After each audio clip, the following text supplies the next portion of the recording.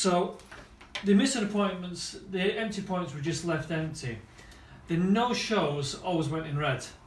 So Helen suddenly had this on her appointment, on her book every week. So Monday, Tuesday, Wednesday, Thursday, by Friday she's thinking, oh crap, I've been found out. So she would make sure somebody was booked in on here. Then on Saturday maybe she wouldn't have one there. The same at the end of the day, she would have it like that, like that, like that, like that. Maybe one there, then like that. The same at lunchtime as well. She'd have a little bit there. So I thought to myself, when you see it actually in print, this is where the computer's good as well. But when you see it in print, you think, oh my God. And time is what?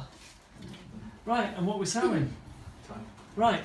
So she's charging 50 quid for a haircut, right? 50, that's the wage paid for straight away.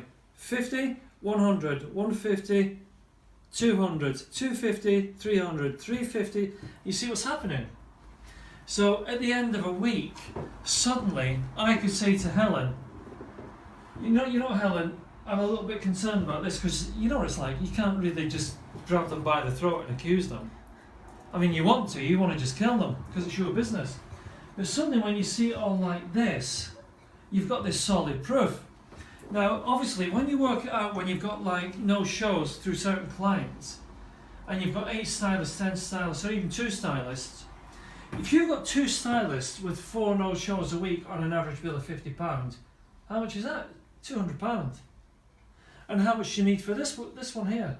£300.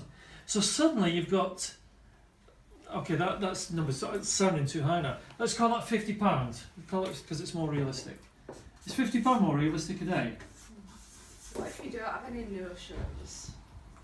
If you don't have any no-shows, I'll go through that in a minute. Yeah. So, if you're completely packed out and you don't have the no, so that's the first thing, the no-shows. If you sort the no-shows out, her wages are paid on the first morning she turns up. The second thing she does is, who is going to do the stack every morning, the marketing stack? What if I just book myself out for the first appointment? Well, say you don't want to do it. You can book yourself up for the first appointment. Because then because that'll be less money. Yeah. Well, than the receptionist. it will be, yeah. It will be less money, but how much money can you take in an hour? How much money do you take in an hour? I can take maybe £70. 70. Could do, yeah. Is that how much is your haircut? 35. So you do a colour as well? I can, I could do a colour in an hour, Right, which would be more. right. So say you're doing say you've got an invoice for say roughly £100, roughly. So, and how much is that client worth to you over 3 years? You don't have to give me the number. But all I'm saying is that client over 3 years may be worth, again just a random number, may be worth £5,000. So what you're doing is you're risking losing the relationship with the client and losing the client to do your stack. So you only start doing all that stuff if you have the time to do it right now. You're at that situation when you do it. So the bottom line is, what you have to do is, you have to do a list. So when my receptionist came in the morning, we didn't have, we did have a computer actually, we had one in '96. So we had a computer long before anyone. So what she had is, she had a list of jobs that had to be done. Now on this list of jobs, the order of priority on the jobs was always cash.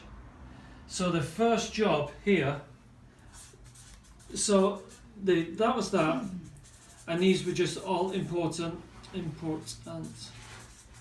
or daily jobs.